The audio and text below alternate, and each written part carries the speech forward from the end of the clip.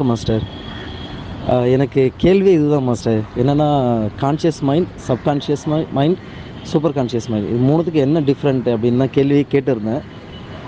அது எனக்கே தெரியல. சூட்சும குழுவில் போட்டிருக்காங்க. பார்த்தீங்கன்னா, அதை பார்த்தோன்னே எனக்கு ரொம்ப சந்தோஷமாயிடுச்சு. நான் ஆக்சுவலாக நார்மலாக தான் கேட்டிருந்தேன். ஆரம்பமே நீங்கள் வந்து அந்த மனதை பற்றிய தெளிவான விளக்கம் கொடுத்துருக்கீங்க. நான் தான் அது இது வரைக்கும் பார்க்காம இருந்திருக்கேன். இதை பார்த்துட்டு என்ன மாஸ்டர் ரிப்ளை பண்ணவே இல்லையே அப்படின்னு யோசிச்சுட்டு அந்த வீடியோவை ப்ளே பண்ணி பார்க்குறேன். எடுத்த உடனே அதுதான் வருது.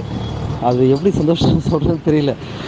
ரொம்ப சந்தோஷமாயிடுச்சு. உடனே கமெண்ட்ஸ் போட்டு எனக்கு இப்போ இன்னும் கொஞ்சம் ஆர்வம் ஆகிடுச்சு. என்னென்னா, இதுக்கப்புறம் எல்லா வீடியோஸும் பார்த்துட்டு அதுக்குள்ள கமெண்ட்ஸ் போடணுன்ற ஆர்வமே இன்னும் அதிகமாகிடுச்சு எனக்கு. நான் தான் இவ்வளோ நாள் மிஸ் பண்ணிட்டேன். நான் தான் மிஸ் பண்ணிட்டேன். என் மேலே தான் தப்பு. வீடியோ போட்டு தான் இருக்காங்க, நான் தான் பார்க்கல. இதுக்கு ஒரு 1 ஹவர் டெய்லி ஒதுக்கி பண்ணணும்னு எனக்குள்ளேயே ஒரு தீர்மானம் எடுத்துட்டேன் மாஸ்டர். ரொம்ப நன்றி மாஸ்டர். நான் இன்றைக்கி தான் கேள்வி கேட்டேன். என் மனசில் எவ்வளோ நாள் ஓடினு உங்கள்கிட்ட கேட்கணும்னு கேட்டேன். பார்த்தா அந்த வீடியோ என்கிட்ட தான் இருக்குது எல்லாமே. நான் தான் சரியாக பயன்படுத்திக்கலன்றது நல்லாவே அந்த ஒரு பதில் எனக்கு கிடச்சிது.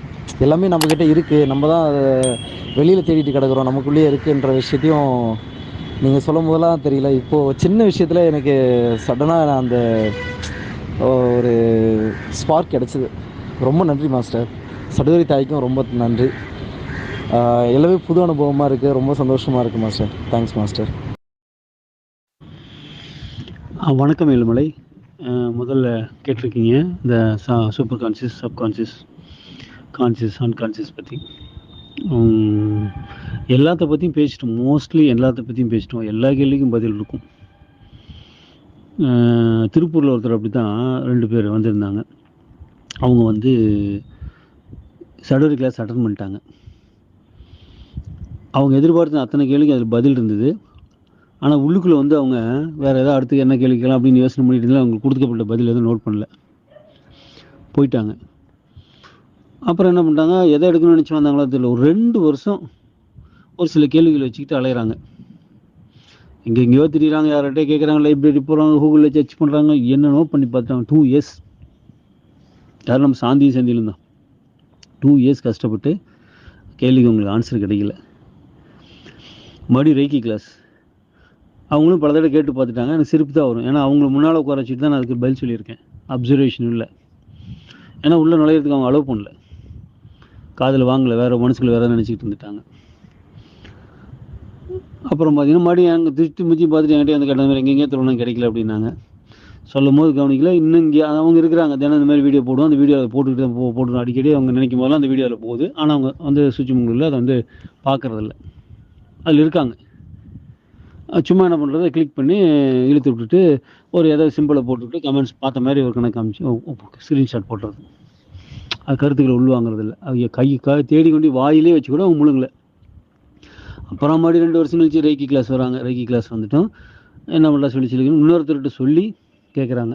இன்னொரு அம்மாட்ட சொல்லி, அவங்க திருப்பூர்கார அம்மாட்ட சொல்லி இந்த கேள்விக்கு ஆன்சர் கேட்குறாங்க. ஒரு சிரிச்சுக்கிட்டே தான் நான் சொன்னேன். நான் அப்புறம் அட பாவிகளா, எத்தனை தடவை இது உங்களை தேடி தேடி வந்தது. என்னமோ கடவுள் ஒருத்தன் வேண்டுவானாம்மா, அது வந்து வரவன் நாயாக வருமா, பசுமாடை வருமா, வீட்டுக்கு என் வீட்டுக்கு வர மாட்டேன்னு மாற்றி மாதிரி வருமா துரத்தி விடுவானாம்மா. அப்புறம் என் வீட்டுக்கு வரலேன்னு கோச்சு போனாம்மா. நான் தான் 3 தடவை வந்தேன், 4 தடவை நீ தான் துரத்தி விட்ட அப்படிமா. அந்த கணக்காக எத்தனை தடவை வந்து அதை சொல்லியிருப்போம். அந்த நீங்கள் அட்டன் பண்ண அதே கிளாஸோட வீடியோ உங்களுக்கு திரும்ப அனுப்பிச்சிருப்போம். ஆனால் பார்க்க மாட்டீங்களே. அதை எடுத்து ஜஸ்ட்டு எங்கெங்கேயோ போய் கூகுளில் தொழுறீங்க, ஏதாவது யூடியூப்லாம் தொழுறீங்க. நம்ம யூடியூப்பில் உள்ளே போந்து சர்ச் பண்ணி பார்த்து தெரிஞ்சிருக்குமே, அது நீங்கள் அட்டன் பண்ண கிளாஸ் தானே, பாருங்கள் அப்படின்னு சொல்லணும்னா அப்புறம் 2 வருஷம் கழிச்சு அதை பார்த்து அந்த கேள்விக்கான ஆன்சரை வந்து எடுத்தாங்க.